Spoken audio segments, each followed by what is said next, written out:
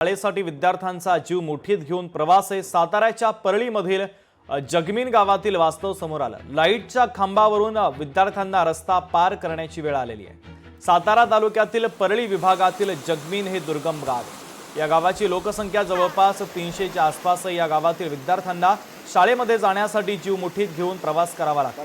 तर जीवाची बाजी लावत लाईटच्या खांबावरून शाळेमध्ये या विद्यार्थ्यांना जावं लागतंय। तर विद्यार्थ्यांचा हा संघर्ष देखील आपण पाहतोय। लाईटच्या खांबावरून रस्ता पार करत विद्यार्थी शाळेमध्ये पोहोचतायत।